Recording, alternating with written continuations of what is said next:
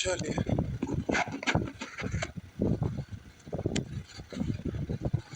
फटाफट कमेंट में आप लोग लिखिए जो भी पूछना है।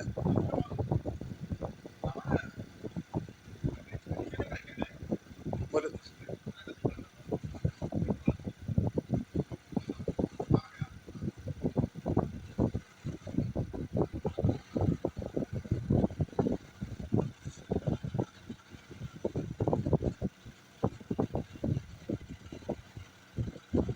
उस पेन ड्राइव में था क्या?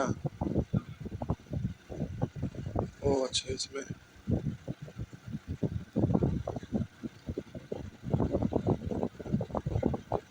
ये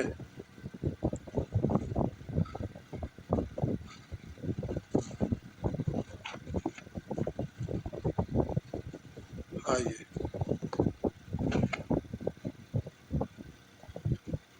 प्यारे जल्दी से कमेंट में लिख दीजिए कितना नंबर प्रश्न पूछना है। उनका देखिए तो नंबर पर थोड़ा सा और चौड़ा करिए। ओह अच्छा, प्यारे कमेंट में अच्छा इधर लिख 107। बाबू साहब 107 पूछ रहे हैं। देखिए बाबू साहब, आपका हम कपार फोड़ देंगे। नाम है बाबू साहब और काम है चपरासी वाला। 106 107 दोनों हम बता चुके हैं। बट्टा को अनुपात पढ़ते डायरेक्ट ना करके हम खुद बना चुके हैं। रेगुलर क्लास में जुड़े रहिए। ऐसे तो बाबू साहब 111 भी पूछ रहे हैं और 111 नंबर भी हम बता चुके हैं। आगे बढ़िए। 111 111 के बाद आगे टाइपिंग करिए। 107 111 प्यारे बताया हुआ है और इसमें वीडियो तो स्टोर रहता है। जाके जिस समय ये नेचर पढ़ा रहे हैं उस वीडियो को आप देखिए। जो नेचर है उस नेचर का वीडियो जाकर देखिए। वो जो उस पर लिखाता है वीडियो, जो ऊपर लिखाता है वो एडिट भी होता है क्या? उसे भी लिख दीजिएगा नेचर इतना से इतना, लोग को आसान होगा। अच्छा कोई बात नहीं। चलिए प्यारे 111 के बाद टाइपिंग करिए। 111 के बाद कमेंट में टाइपिंग करिए, कमेंट भेजिए।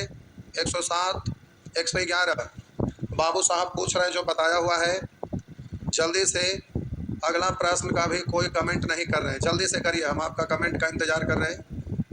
132 बाबू साहब 130 मैथ भाई अमन सर 130 पूछ रहे हैं।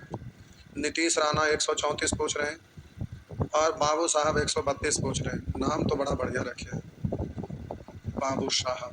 आइए 130 साहब जी 130 में कैसे फंस गए?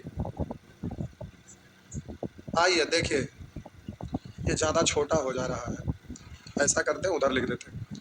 करा पिछले महीने लिखा है प्यारे, पिछले महीने कंपनी ए में कर्मचारियों की संख्या कंपनी बी के कर्मचारियों की संख्या का 1/3 थी।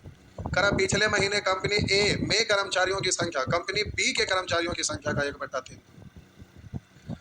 तो कंपनी ए में कर्मचारी की संख्या बी में कर्मचारी की संख्या का 1/3। बी में का लगा हुआ है तो कंपनी बी में कर्मचारी 3, तो कंपनी ए में कर्मचारी, तो प्यारे कंपनी क्या लिखा था, कंपनी ए में कर्मचारी की संख्या कंपनी बी के कर्मचारी की संख्या का 1/3। बी में 3 तो ए में 1, ये है। अब आगे करा है और दोनों कंपनियों के कर्मचारियों की औसत संख्या 718 है। औसत है दोनों का 718, 2 है तो 2 से गुना कर दीजिए, योगफल हो गया। योगफल का तुलना योगफल से 3 1 4 निकालना है, उसको गुना करिएगा। तो अब यहाँ पर आपसे पूछ क्या रहा है, इस महीने कंपनी ए ने इस महीने कंपनी ए ने एक और कर्मचारी की भर्ती की, तो इस समय कंपनी ए में कर्मचारी की कुल संख्या क्या है? तो पहले वाला अगर निकालना रहता तो 1 से गुना करते। ए में पहले कर्मचारी कितने थे तो 1 से गुना करते, पहले निकल जाता। लेकिन अब भी एक कर्मचारी और बढ़ाया गया तो इसकी संख्या 1 और ज़्यादा हो जाएगा, तो प्लस कर दीजिएगा। तो इससे 2 और इससे कटेगा 3 दूनी 6 1 5 दूनी 10 1 9।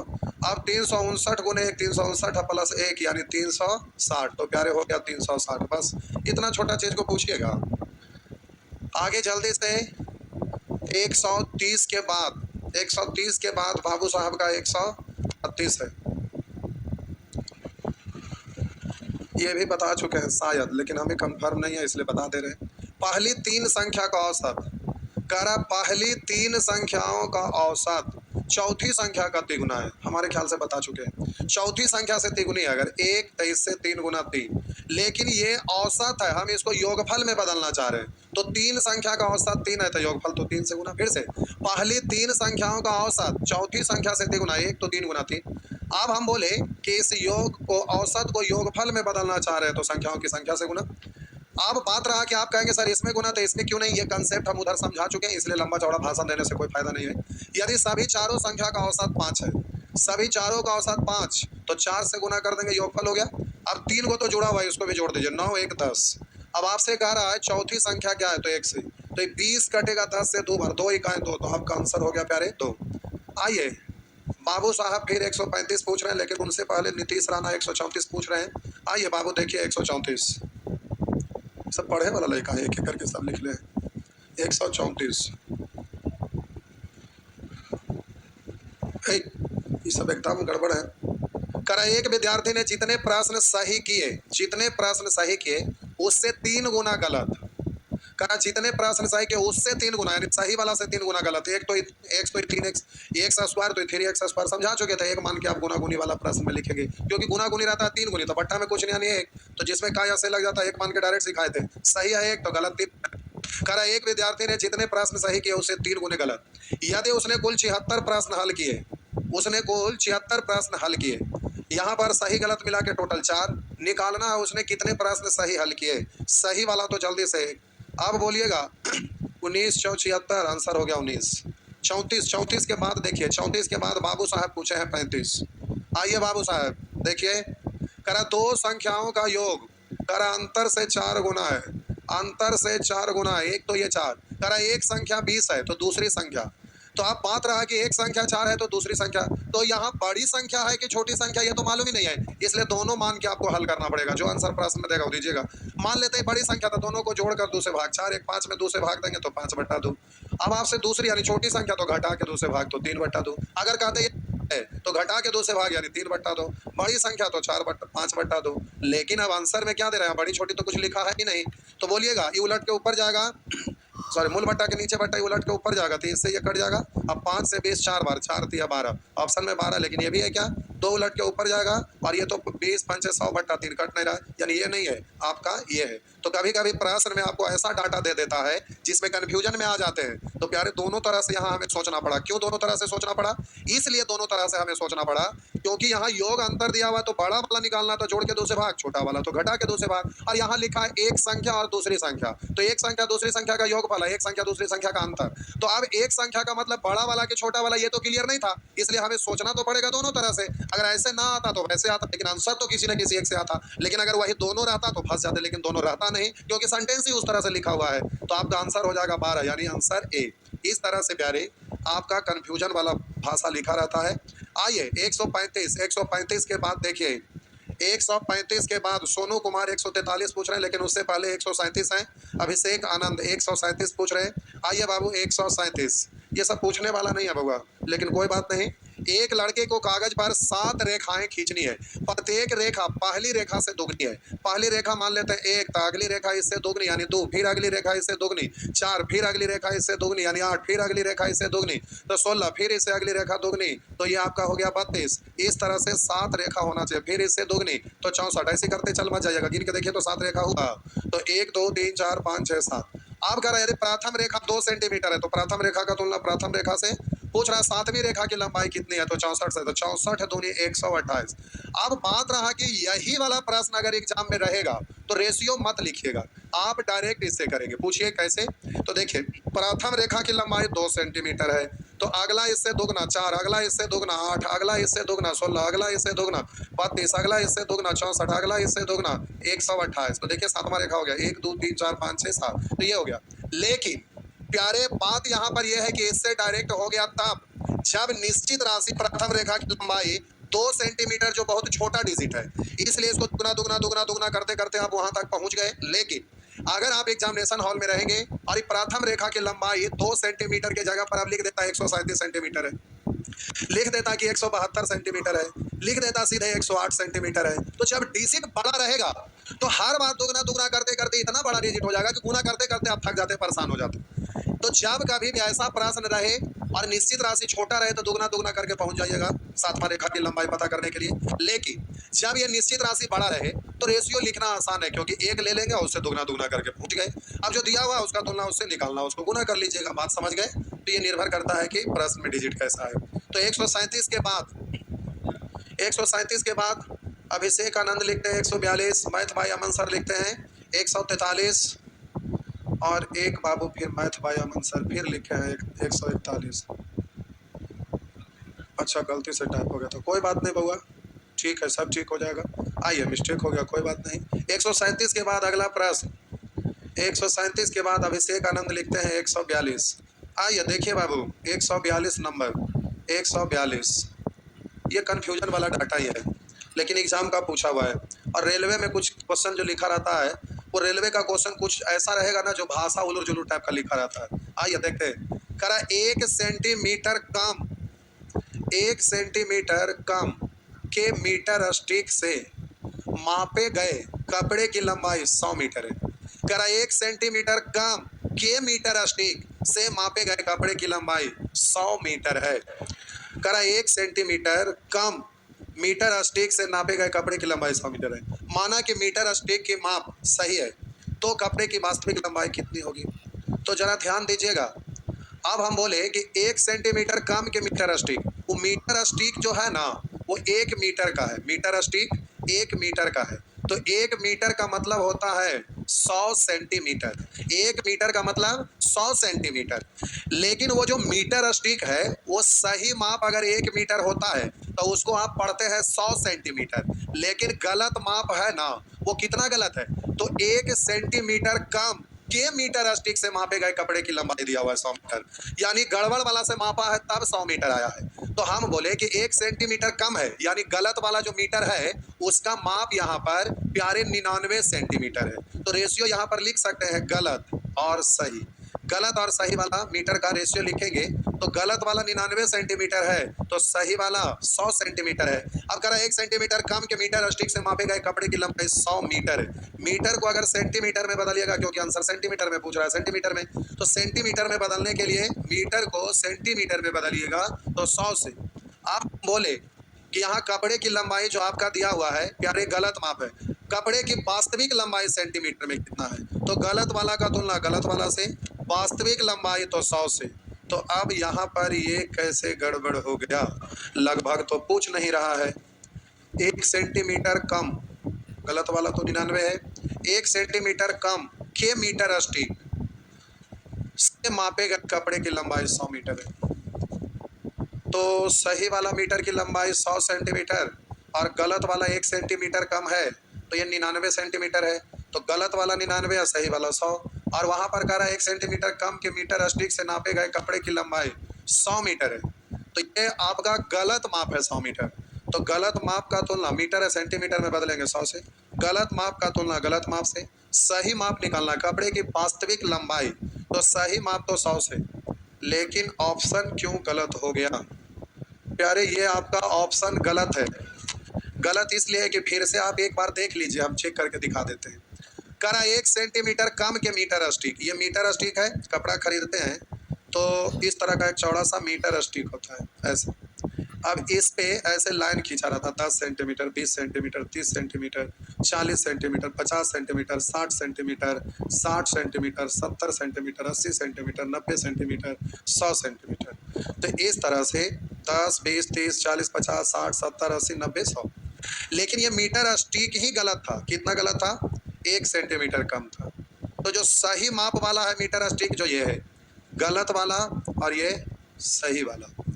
तो यहाँ पर गलत वाला का आपका ये लंबाई आपका दिया हुआ है, तो प्यारे सही वाला ये आपका दिया हुआ है। तो 100 सेंटीमीटर होता है, तो 1 सेंटीमीटर गलत वाला कम है, यानी इसकी लंबाई इतना कम है, गलत वाला इतना कम है 1 सेंटीमीटर। तो गलत वाला की लंबाई 99 सेंटीमीटर, तो सही वाला की लंबाई 100 सेंटीमीटर। तो जो 99 सेंटीमीटर गलत माप है, कस्टमर आता है तो उसी को बोलता है कि ये सही माप है, और उसको गलत माप है, और इधर सही माप हम लोग के अनुसार 100 है। अब कह रहा है कि 1 सेंटीमीटर कम के मीटर स्टिक से मापे गए कपड़े की लंबाई 100 सेंटीमीटर है। तो माना कि मीटर स्टिक का माप सही है, तो कपड़े की वास्तविक लंबाई सेंटीमीटर में कितना होगा? तो ये, लेकिन ये भी हो सकता है, एक सेकेंड, आप बोले कि अगर हम इसको ऐसा पढ़े, क्वेश्चन में डाटा जो लिखा हुआ है उसके आधार पे आंसर ये होना चाहिए, लेकिन ऐसा अगर हम करते हैं कि गलत वाला आपका है ना, वो प्यारे, इसी को कॉपी करके इधर करते हैं, अच्छा इसी में सुलझा देते हैं, ये तो आप पूरा समझ गए, लाइए एक बार फिर से बना ही देते हैं, अच्छा रहेगा, कंफ्यूजन दूर हो जाना चाहिए। ये आपका 10, 20, 30, 40, 50, 60, 70, 80, थोड़ा और बड़ा कर देते हैं, 90, 100, ठीक है। अब कोई कस्टमर आएगा तो एक गलत वाला को ही बोलेगा सही है, यानी इसको पढ़ेगा 100 सेंटीमीटर, तो रियल में इसको 100 सेंटीमीटर पड़ रहा है, लेकिन गलत माप ये, वो जो भी कस्टमर आ रहा है गलते वाला को बोल रहा है कि ये सही है, तो अगर वो गलत वाला को सही बोल रहा है तो 100 सेंटीमीटर को, अब यहाँ पर इसको पढ़ रहा है 99 सेंटीमीटर को ही सही, तो 10, 20, 30, 40, 50, 60, 70, 80, 90, 100। अब जरा ध्यान दीजिएगा, 1 सेंटीमीटर कम के मीटर स्टिक से मापे गए कपड़े की लंबाई 100 मीटर है। अब वो कस्टमर को बताता है 1 सेंटीमीटर कम है, लेकिन उसी को कह रहा है कि हमारा माप सही है और हम इसको मापे हैं 100 सेंटीमीटर है, तो हम बोले कि अब ये गलत वाला को ही 100 सेंटीमीटर पड़ रहा है और कह रहा है कि ये सही माप है, तो यहाँ पर लिख दिया है कि कपड़े की लंबाई 100 मीटर, माना कि मीटर स्टिक की माप सही है, कह रहा माना कि मीटर स्टिक की माप सही है, गलत वाला को ही कह रहा है कि सही है, तो अभी मीटर को सेंटीमीटर में बदलेंगे तो 100 से, और गलत वाला को ही सही पड़ेगा तो 100 से, और आपसे कह रहा है तो कपड़े की वास्तविक लंबाई, तो गलत वाला को सही बोलकर वो नाप के दे रहा है, तो वो रियल में कितना कपड़ा दे पाया, तो रियल में वो कपड़ा दे पाया 1 सेंटीमीटर कम, और उसी को सही बता के, तो 1 सेंटीमीटर कम का मतलब 99, अब इससे ही कटेगा 100 बार, तो आप इसको पढ़ेंगे 99, 100।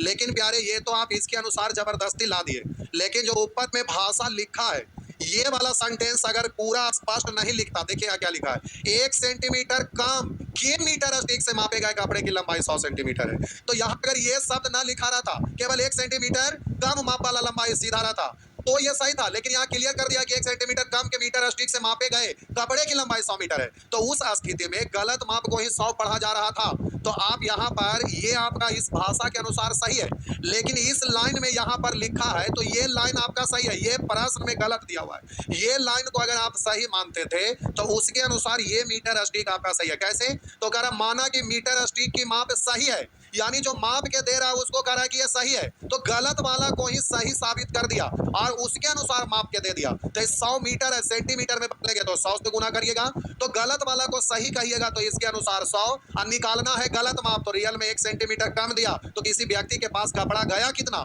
तो 1 कम, तो ऐसे ऐसे इतना में तो 99 से, गलत वाला तो 99 से, तो उस व्यक्ति जो खरीदा उसके पास कपड़ा गया कितना, तो 99, 100। प्यारे नीचे वाला सही लिखा है और ये पूरा क्लियर लिख के गलत कर दिया है, अगर ये क्लियर ना लिखा होता तो केवल ये वाला लाइन से आपका एकदम सही होता, लेकिन जो ये लिखा है उसके अनुसार ये होता, लेकिन ये ऑप्शन में नहीं मिल रहा है, तो आपको थोड़ा दिमाग लगाना पड़ेगा तब जाके ये सही होगा, तो एक आध प्रश्न इस तरह से अटपटा रहता है, जब नीचे वाला सही है तो ऊपर वाला सेंटेंस गलत, अगर ऊपर वाला सही है तो नीचे जो डाटा लिखा है आपका गलती कहलाएगा, इसलिए प्यारे टाइप गलत नहीं है, क्वेश्चन ओरिजिनल है, क्योंकि क्वेश्चन को हम छेड़छाड़ नहीं करते हैं, जो क्वेश्चन एग्जाम में पूछता है उसी को हम देते हैं और ये दिया हुआ है, तो प्यारे ये डाटा प्रश्न में ही एक गड़बड़ टाइप से लिखा हुआ है, तो ये आंसर नहीं मिल रहा, उसके बाद आपको इस तरह से समझना पड़ा। आइए एक बार फिर से बोल दें, लिखा है 1 सेंटीमीटर कम के मीटर स्टिक से मापे गए कपड़े की लंबाई 100 मीटर है, तो प्यारे ये आपका मीटर स्टिक है गलत वाला, ये आपका मीटर स्टिक है सही वाला, ये आपका गलत वाला मीटर स्टिक है और ये आपका सही वाला है, यहाँ 0, यहाँ पढ़ेंगे 10, यहाँ पढ़ेंगे 20, यहाँ पढ़ेंगे 30, यहाँ पढ़ेंगे 40, उसी तरह से 50, 60, 70, 80, थोड़ा सा मीटर स्टिक और बड़ा कर देते हैं, तो 80, ये आपका हो जाएगा 90, ये आपका हो जाएगा 100, अभी गलत वाला को ही अब यहाँ सही पड़ रहा है। आइए, तो ये मीटर स्टिक है इतना सेंटीमीटर, तो प्यारे ये तो कम है तब इतना आया है, अब देखिए सही वाला ये 0, 10, 20, 30, 40, 50, 60, 70, 80, 90, 100, तो अब यहाँ से ये 0, 10, 20, 30, 40, 50, 60, 70, 70, 80, 90, 100, रियल में 100 सेंटीमीटर ये है, इससे कपड़ा मापते तो सही सही माप होता, लेकिन गलत वाला 1 सेंटीमीटर कम है, ये मीटर स्टिक गलत वाला 1 सेंटीमीटर इससे ये कम है और इसी पड़ रहा है सही है, तो 1 सेंटीमीटर कम के मीटर स्टिक से मापे गए कपड़े की लंबाई 100 मीटर है, तो अब आप इसको सेंटीमीटर में बदलिएगा तो 100 से, अब आपका प्यारे कह रहा कि माना कि मीटर स्टिक की माप सही है, यानी गलत वाला को ही कह रहा है कि ये सही है, तो प्यारे इसका तुलना इसी से करिएगा यानी 100 से। तो आप कह रहा है तो कपड़े की वास्तविक लंबाई सेंटीमीटर में कितनी है, तो वास्तविक लंबाई अगर 1 मीटर में ये कम है तो जो व्यक्ति खरीदा उसको कम कपड़ा मिला है, और वो वाला वास्तविक लंबाई की पूछ रहा है कि ग्राहक कितना ले गया, तो ग्राहक तो 1 सेंटीमीटर कम था, तो पूरा कपड़ा में 1 सेंटीमीटर कम वाला से मापेंगे यानी 99 से गुना करिएगा। तो आप कहेंगे कि जो कस्टमर है, ग्राहक है, वो ले गया 99 100 सेंटीमीटर। तो ये प्यारे अगर नीचे वाला सेंटेंस तो ऊपर वाला गलत, अगर ऊपर वाला गलत तो अगर ऊपर वाला सही तो नीचे वाला गलत, अगर नीचे वाला सही तो ऊपर वाला गलत, तो ये सेंटेंस ही अटपटा है। अब जबरदस्ती का अगर ये हम आंसर लाएंगे तो प्यारे ये सही नहीं कहलाएगा, वो सेंटेंस ऊपर में स्पष्ट लिखा है, जिसके वजह से ऊपर सही तो नीचे गलत, नीचे सही तो ऊपर गलत। तो आप इसको इस तरह से ध्यान रखिएगा, ये एग्जाम में पूछा हुआ प्रश्न है, एक दो प्रश्न अटपटा रहता है, उससे टेंशन नहीं लीजिएगा। आइए अगला प्रश्न, अगला प्रश्न टाइपिंग करिए 142 के बाद देखिए 142 नंबर प्रश्न के बाद, ये कमलेंद्र कुमार लखनऊ, प्यारे आप लिख रहे हैं ना तो ये वाट लिखा जा रहा है, देखिए तो इनके कमेंट में। सौरभ पीडीएफ देना, टेलीग्राम पे डाल दिए थे ये वाला, ये डाला हुआ है सुपर फाउंडेशन मैथ्स के नाम से प्यारे, ये पीडीएफ। अच्छा ये चक्रवर्ती मैथमेटिक्स ऐप पर वाला इधर वाला कमेंट चल रहा है, उधर वाला खाटी मेथड। अच्छा इसमें प्यारे थोड़ा सा आपका उसमें ठीक से है सब, इसमें थोड़ा सा पीडीएफ आपका अभी नहीं खुल रहा था। आप लोग का ऐसा करिए नहीं, जिन जिन लोगों को पीडीएफ का प्रॉब्लम हो रहा है उनको कन्वर्ट कर दीजिए खाटी मेथड पर फोन करके। अच्छा उसमें खुलेगा पीडीएफ आप, अच्छा खुलेगा तो बोल के करवा दीजिए, नहीं तो बेचारा परेशान हो जाए। अभी टेलीग्राम में आपका प्यारे डाला हुआ है पीडीएफ, सब डाल दे देंगे, अगर दिक्कत होगा तो फिर फोन कर लीजिएगा ऑफिस में, तो इस बात के लिए लिखने की जरूरत नहीं है। तो आइए इसके बाद 143 नंबर प्यारे बहुत बढ़िया क्वेश्चन है, एसएससी सीजीएल का ही क्वेश्चन है, बहुत बढ़िया है। आइए इसको पूरा अच्छा से समझा देते हैं, क्योंकि प्रश्न ही बड़ा अजीब है, बहुत अजीब है, लेकिन समझ जाइएगा तो एग्जाम में एकदम सेकंड भर में बना दीजिएगा, लेकिन समझ में आए पहले तब ना, इसलिए हम इसको पूरा डिटेल से पहले समझाते हैं। आइए 3 डब्बे जिनकी क्षमता 24, 36, 84 किलोग्राम है, 3 गो डब्बा है, गेहूं रखने के लिए इस तरह का कंटेनर आता है, ऐसे छोटा घर में लोग रखते हैं, ये ढक्कन हम खोल के दिखा रहे हैं, तो ये कंटेनर है, ढक्कन ऐसे उलट दिए, इसमें गेहूं रख दिए, तो 3 डब्बे जिनकी क्षमता 24 किलोग्राम है, ये जो आपका कंटेनर है इसका क्षमता कितना है, 24 केजी का है। प्यारे अगला आपका 36 किलोग्राम का, ये प्यारे आपका 36 किलोग्राम है, ये आपका 36 किलोग्राम है। प्यारे हम क्वेश्चन को छेड़छाड़ नहीं करते हैं, जो एग्जाम में रियल क्वेश्चन रहता है उसी को देते हैं, सबकी तरफ ऑप्शन डिजिट हमेशा सेट नहीं करते हैं, जो ओरिजिनल है वो ओरिजिनल ही देते हैं, क्योंकि जो समस्या यहाँ पर आएगा वही समस्या एग्जाम में भी आएगा, यहाँ मजा आएगा, एग्जाम में समस्या खड़ा होगा तो उसका क्या पढ़ने का मतलब है। आइए तो ये आपका 84 किलोग्राम है।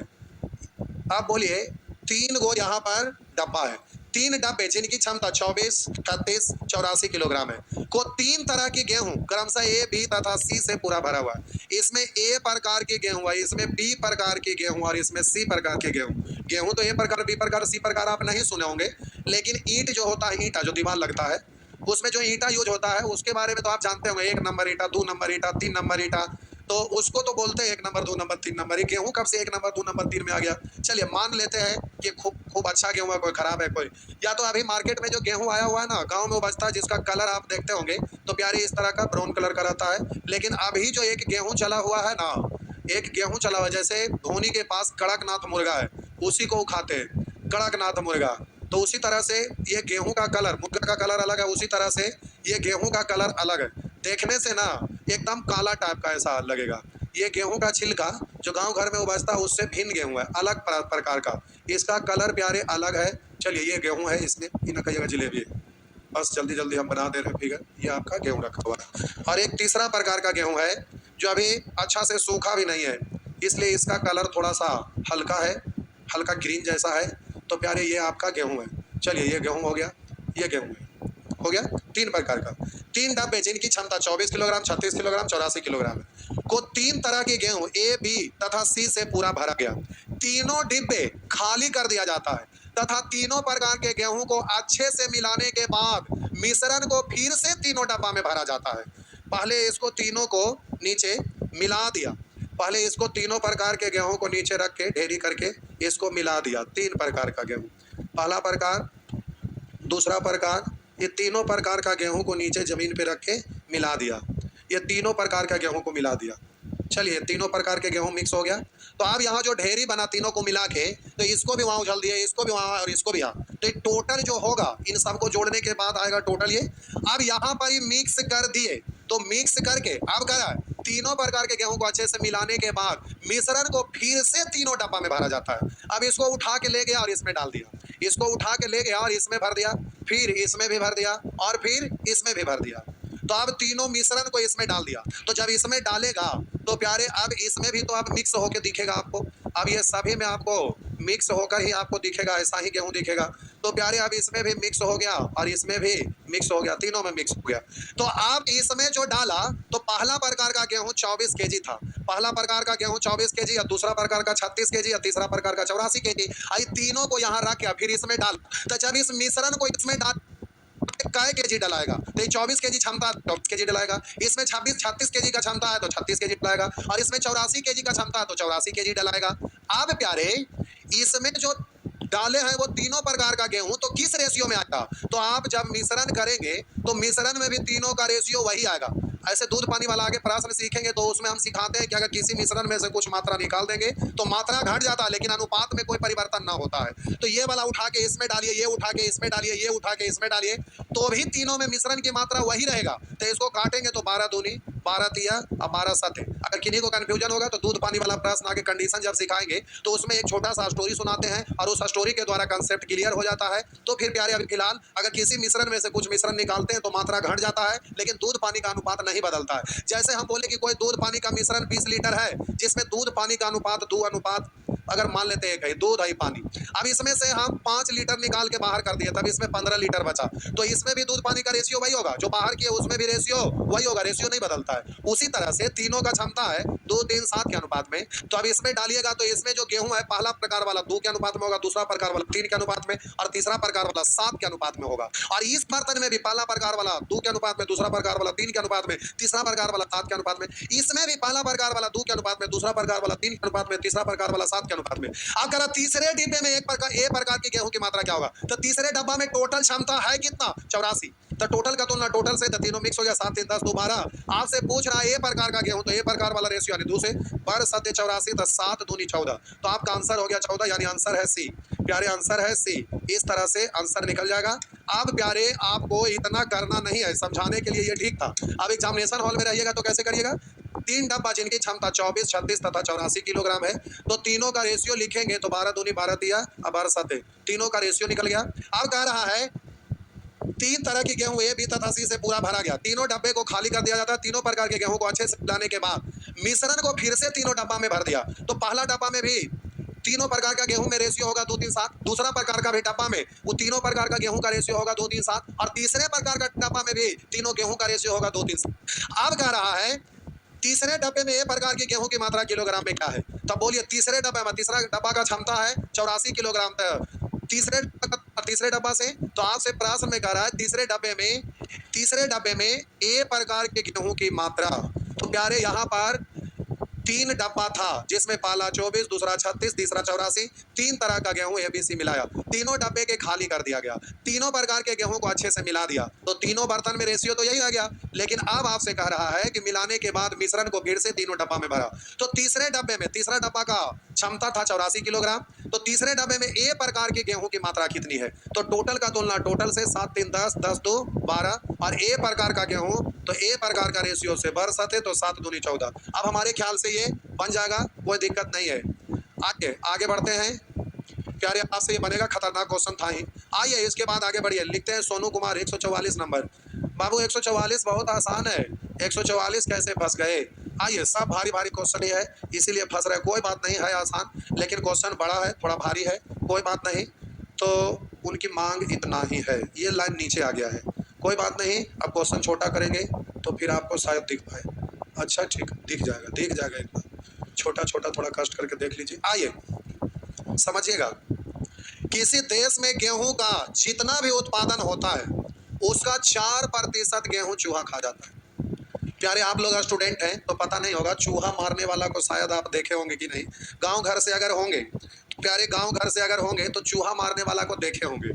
गांव घर से होंगे तो धान का फसल अभी थोड़ा दिन के बाद कटाई होगा, तो आप लोग खेत में कभी कभी घूमने के लिए जाते होंगे, या फिर गेहूं का फसल होता है, धान के बाद उस पे फसल कट जाता है धान का, तो उसमें गेहूं बोआता है, तो गेहूं का फसल होता है जो मार्च के समय, मार्च अप्रैल में उसका कटाई होता है।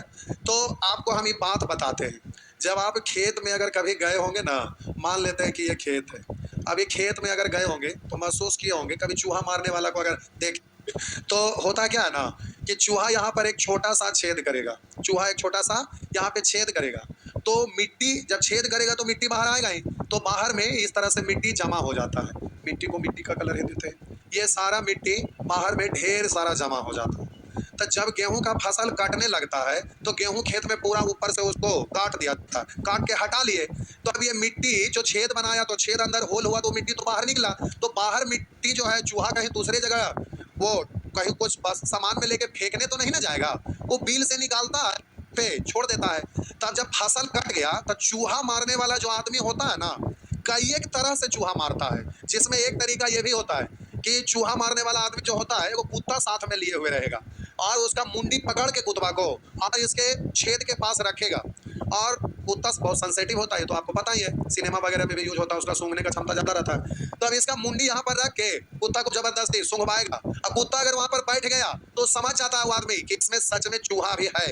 अब चूहा है तो उसको मारने के लिए अब वो अलग अलग तरह का चीज का इस्तेमाल करता है। अब वहीं पर गेहूं का जो खुट्टी होता है इतना ऊपर से कटता है, तो उसी को एक जगह जमा करेगा या पेड़ का पत्ता वगैरह लाएगा और इसी छेद के मुंह पर रख देगा और रख के उसमें माचिस से लगा देगा, और ऐसे ऐसे करके जब उसको फौंकता है ना तो धुआं अंदर चला जाता है, जिसकी वजह से उसमें जो चूहा रहता है ना वो अकबका जाता है। आप लोग ही कहीं पूजा उजा होता है और जो हुमाद वगैरह रहता है तो देखते हैं कि वहां पर जलाते हैं, किसी दिन ज्यादा मैदाया हुआ अगर हुमाद रहा, अगर वो लहक नहीं रहा तो धुआं देने लगता है, तो थोड़ा सा सांस लेने में दिक्कत होने लगता है, परेशान होते हैं। या कचरा उचड़ा कभी एक जगह इकट्ठा करके जलाए होंगे तो महसूस किए होंगे, ठंडा के मौसम में लोग आग तापने के लिए जलाते हैं तो शुरू में धुआं लगता है, तो अकबका जाता है चूहा, तो इसमें से निकलेगा और चूहा मारने वाला उसको पकड़ के भुजिया बनाएगा। अब क्या बनाता, हम तो मीट मछली नहीं खाते तो हमको नहीं पता, अब उसको बनाएगा उसको खाएगा। तो प्यारे एक तो ये होता है। दूसरा कि अब चूहा मारने वाला क्या करेगा, बाल्टी लिए रहेगा, इसमें पानी डाल देगा, तो जब इसमें पानी डालेगा तो अंदर तो ऑक्सीजन जाएगा नहीं, तो चूहा वहां से एकदम दौड़े दौड़े निकलेगा, उसको पकड़ लेगा, फिर जो भी चोखा चटनी बनाए। फिर एक होता है कि कुदाल लिए हुए रहता है, यही आपका काम का चीज है, चूहा मारने वाला कुदाल लिए हुए रहेगा और देखेगा यहाँ चूहा है तो कुदाल से इसको खोदना शुरू करता है, और जब खुदाई करता है तो पता है कि चूहा वाला बिल अंदर तक जाते जा रहा है। अब यहाँ से खोदते जा रहा है आदमी, खोदते खोदते अंदर गया, तब पता चला कि यहाँ पर गए तो यहाँ से दो को छेद निकल, एक बड़ा सा यहाँ जगह था, एक रास्ता इधर जा रहा था, पता चला एक रास्ता इधर जा रहा है। तो अब इसको भी खोदना शुरू किया, खोदते खोदते जब इधर पहुंचा तो देखा कि ढेर सारा इसमें चूहा बच्चा दिए हुए है, कचर बचर, तो इसमें पता चला कि तो ऐसे गड़बड़ है, अपने भी खुद बैठे हुए चूहा पकड़ा गया बच्चा के साथ। या तो फिर अब इसको कोड़ते कोड़ते फिर इधर से कोड़ना अब शुरू करेगा, तो कभी देखे होंगे कोड़ने वाला को, महसूस किए होंगे, तो प्यारे इधर से कोड़ा तब पता चला कि गेहूं का जो बाल होता है ना, गेहूं फसल लगता है तो उसमें जो इस तरह का गेहूं का बाल वो चूहा कुतर कुतर के इसमें रखे हुए रहता है, क्योंकि फसल कट जाएगा तो बेचारा भूखे मर जाएगा, तो वो जमीन में छेद करके ढेर सारा बड़ा सा होल करके इसमें कुतर कुतर के रख लेता है, ताकि बाद में इसको फसल कट भी जाएगा तो ये 3-4 महीना तक उसको खाने भर रख लेता है। तब उसको तो चूहा मारने वाला खोदा और इस निकाला तो इसको भी लेके चल जाता है, चूहा को भी पकड़ के लेके चल जाता है। तो इस तरह का आता है। तो होता क्या कि चूहा फसल को बर्बाद करता है, इसको खाया तो बर्बाद नहीं कहेंगे, बेचारा का भगवान वही दिए, वो अपने से कमा के खाएगा नहीं तो उसको आप बर्बाद नहीं कर सकते, उसका हक है वो, लेकिन लोग पकड़ लेते हैं उसको, मार देते हैं, मारना नहीं चाहिए। आइए, तो बात समझ गए, गेहूं का जितना उत्पादन होता है उतना ही मांग है। देखिए फिर से पढ़ देते हैं, कारण किसी देश में गेहूं का जितना भी उत्पादन होता है उसका 4% गेहूं चूहा खा जाता है, जितना उत्पादन हुआ उसका 4% खा गया, और तब 280 मिलियन टन गेहूं का आयात होता, आयात मतलब मंगवाना और निर्यात मतलब ज्यादा हो गया तो दूसरे जगह बेचना भेजना, तो कह रहा मिलियन टन गेहूं का आयात होता है। यदि 7% गेहूं चूहा खा जाता तो 210 मिलियन टन गेहूं और अधिक आयात होता। अब आगे काम का चीज है, देश में गेहूं का राष्ट्रीय उत्पादन क्या है, ये क्वेश्चन पूछ रहा है, देश में गेहूं का राष्ट्रीय उत्पादन क्या है। यदि यह मान लिया जाए कि गेहूं का उत्पादन देश में उसकी मांग इतना ही है, तो देखिए उत्पादन जितना देश में मांग है उतना ही होता है, न ज्यादा न कम, मतलब जितना मांग है उतना उत्पादन हो जाता है। यानी चूहा नहीं खाता तो बाहर से गेहूं मंगवाने का जरूरत ना पड़ता, क्योंकि जितना जरूरत है उतना उत्पादन हो रहा है, तो न बाहर भेजता न बाहर से मंगवाना पड़ता। लेकिन यहाँ पर कह रहा है कि किसी देश में गेहूं का जितना भी उत्पादन होता है उसका 4% गेहूं चूहा खा जाता है, तो 4% खा के तो 4% मंगवाना पड़ेगा ना, तो वही लिखा कि 4% गेहूं चूहा खा जाता और तब 280 मिलियन टन गेहूं का आयात होता है। यानी 280 मिलियन टन मंगवाना पड़ा। क्यों मंगवाना पड़ा? क्योंकि 4% गेहूं चूहा खा गया। तो इधर इतना खाया है चूहा, उधर उतना खाया है, तो निश्चित राशि में इतना खाया, रेशियो में 4 खाया है। तो टोटल पूछ रहा है कि देश में गेहूं का राष्ट्रीय उत्पादन क्या है, यानी टोटल। तो 100 से 4 से काटेंगे 70 बार, यानी इतना उत्पादन है। अब आप कहेंगे सर कुछ और कर सकते हैं? जी बिल्कुल कर सकते हैं। देखिए, किसी देश में गेहूं का जितना भी उत्पादन होता है उसका 4% गेहूं चूहा खा गया और तब 280 मिलियन टन गेहूं का आयात हुआ। यदि 7% गेहूं चूहा खा जाता, 7% गेहूं चूहा खा जाता, तो 210 मिलियन टन और अधिक आयात होता। यानी 7% खाता तो 4% में 280, 7% खाता तो 210 और तो 280 अब प्लस 210 इतना, और इधर है 7, निकालना है टोटल तो 100। या तो आप बोल सकते हैं अगर केवल 210 को तुलना करना चाहिएगा तो हम बोले 4% खाता था 280, 7% खाता 280 प्लस 210। लेकिन यहाँ कह रहा है कि किसी देश में गेहूं का जितना भी उत्पादन होता है उसका 4% गेहूं चूहा खाया और तब 280 मिलियन टन गेहूं खाया। तो यदि 7% गेहूं चूहा खा जाता तो 210 मिलियन टन अधिक, तो इधर अधिक दिया हुआ 210 और यहाँ बोलिएगा पहले था 4 अब हो गया 7, यानी कितना अधिक? 3। तो इसका तुलना 3 से, निकालना टोटल तो 100 से। किसी को भी हल करिए आपका आंसर तो वही आएगा। तो प्यारे इस तरह से ये बन जाएगा। टाइम हो गया क्या? टाइम प्यारे हो गया, कोई बात नहीं। 144 तक हम लोग होमवर्क पहुंच गए, तो ये 144 ध्यान रखिएगा। यानी नेचर ये आपका 17 है, यानी अगला क्लास में खत्म हो जाना चाहिए। कोशिश करिए कम से कम पूछने का, क्योंकि आप पूछेंगे तो हमारा फर्ज है बताना। तो प्यारे हम तो बताएंगे ही, लेकिन आप बनाया हुआ क्वेश्चन जो आसान रहता, आज तो खैर मिला जुला के ठीक ठाक पूछे थे। केवल बाबू साहब थे, बाबू साहब ये प्यारे थोड़ा सा कुछ जो बताया हुआ था उसको भी पूछ रहे थे, ये गलत बात है। प्यारे आप शुरू से क्लास देखिए, वीडियो तो स्टोर है, लेकिन आप क्या करते देखते नहीं, आप बाद में फिर देखते होंगे, फिर मन किया तो जब मन होता जब आप जुड़ जाते। पढ़ाई ऐसे नहीं होता, ऑनलाइन यही कारण से गड़बड़ है। ऑफलाइन में लोग सीरियस होकर पढ़ते हैं, एक तरह से लोग ऑफलाइन पढ़ते हैं तो समझिए कि वो वनवास काट रहे हैं। तो आप सीरियस होकर एक ही काम पढ़ना है, लेकिन आप पढ़ाई को आप केवल ऑप्शन बनाए हुए हैं कि चलो पढ़ते हैं, लेकिन ना हुआ तो कुछ और कर लेंगे, तो पहले सोच लेंगे ना हुआ तो कुछ नहीं होगा। तो आप अच्छे से बनाइए, अगर ना बनता केवल उस क्वेश्चन को पूछिए, जो बताया हुआ उसको पूछिएगा, तो दूसरे स्टूडेंट भी बेचारे इरिटेट हो जाएंगे, परेशान हो जाएंगे, टाइम ज़्यादा लगेगा। हम तो आपको क्वेश्चन ज़्यादा दे देते हैं कि अच्छे से प्रैक्टिस हो जाएगा, आप अच्छे से पढ़ लीजिएगा तो आपका जल्दी से सिलेक्शन हो जाएगा, एक बार पढ़ने के बाद दोबारा पढ़ने की जरूरत ना पड़े। लेकिन प्यारे ऐसे गलती करिएगा छोटा छोटा तो समय ज़्यादा लग जाएगा, तो फिर हम भी इरिटेट होंगे, तो क्वेश्चन कम देना शुरू करेंगे, तो आप भी परेशान हो जाइएगा। तो दिक्कत ये है, इसलिए आप मेहनत करिए और सक्सेस होइए। चलिए आज भर इतना ही।